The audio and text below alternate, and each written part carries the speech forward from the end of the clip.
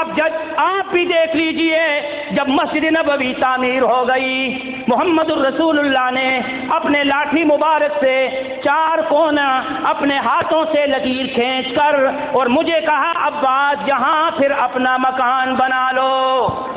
یہ گواہ ہیں انصاریوں نے کہا جج کے سامنے ہاں کہ ہم اس بات کے گواہ ہیں کہ محمد الرسول اللہ صلی اللہ علیہ وسلم نے نشانیاں اس کے لیے لگائی۔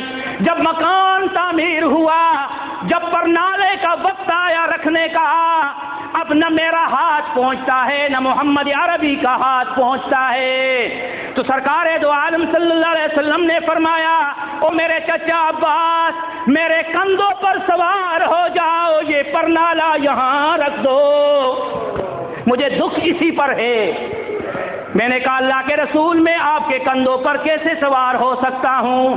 فرمایا حکم دیتا ہوں، حکم ہے میرا، حکم نہیں تعمیل نہیں کرو گے تو ایمان نہیں ہوگا۔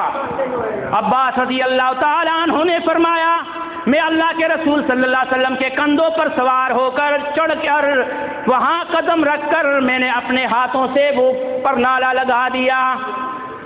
لگانے کے وقت کوڑا بھی کرکٹ بھی گرتا تھا، پانی بھی آتا تھا، میرے استاد کامل میرے بھتیجے محمد الرسول اللہ کے داڑھی مبارک پر پانی بھی آیا، مٹی بھی آیا، جو میں نے اپنے ہاتھوں سے چہرہ صاف کر دیا۔ صحابہ نے شہادت دی کہ ہم اس بات کی گواہی دیتے ہیں کہ عباس جو کچھ کہہ رہا ہے یہ سچ ہے۔ اب بادشاہ بھی تو کھڑا ہے، امیر المومنین فاروق اعظم رضی اللہ تعالی عنہ کی آنکھیں نیچے ہو گئی، عدالت میں نیچے کر دی آنکھیں نیچے کرنے کے بعد جج کے سامنے، اور جج بھی تو عمر نے رکھا تھا، ایک چماٹ کا بھی نہیں ہے، لیکن یہ اسلام کے تقاضے ہیں، اسلام عدل اور انصاف پرور ہے۔ حضرت عمر رضی اللہ تعالی عنہ نے آنکھیں نیچے کی، کہنے لگا قاضی کو بھی عباس کو بھی رضی اللہ تعالی عنہ کو سب گواہوں کے سامنے کہ مجھ سے غلطی ہو گئی معاف کر دو، اگر یہ غلطی تم معاف کرو گے مجھے پھر بھی اطمینان نہیں ہوگی۔ یہ کیا بات ہے؟ معاف بھی ہو جائے گی اور اطمینان بھی نہیں ہوگا؟ فرمایا مجھے تسلی ایسی ہوگی، اطمینان ایسا ہوگا اگر مجھے یہ معلوم ہوتا کہ میرے استاد کامل محمد الرسول اللہ صلی اللہ علیہ وسلم نے یہ پرنالہ اس کے حکم پر لگا ہے، اگر مجھے یہ معلوم ہوتا پرنالہ ہٹانا تو درکنار ہے، میں پرنالی کی طرف دیکھتا بھی نہیں۔ لیکن اللہ کے رسول صلی اللہ علیہ وسلم کے حکم پر پرنالہ لگایا۔ اب فاروق اعظم رضی اللہ تعالیٰ عنہ نے فرمایا تسلی میری ہوگی ایسی کیسی؟ عباس اب چلیے ان انصار صحابہ کو بھی لاؤ۔ جج سے کہا ابی ابن کعب تم بھی آ جاؤ، اب عمر امیر المومنین ہے، بادشاہ ہے، وہی کھڑا ہو جائے گا۔ محمد الرسول اللہ کا چچا عباس اب میرے کندھوں پر سوار ہو کر پرنالہ لگا دے، پھر مجھے تسلی ہوگی۔ جس طرح تم محمد عربی کے کندھوں پر سوار ہو کر پرنالہ لگایا تھا، آج امیر المومنین 22 لاکھ مربع میل کے بادشاہ کے کندھوں پر بھی کھڑے ہو جاؤ، پرنالہ لگا لو، پھر مجھے تسلی ہو جائے گی، پھر میں سمجھوں گا کہ میرا قصور معاف ہو گیا۔ عباس رضی اللہ تعالی عنہ نے فرمایا امیر المومنین بات ہو گئی عدالت میں، جو کچھ تھا وہ سامنے آیا، اب میں پرنالہ لگا لوں گا، کوئی فکر نہ کرنا۔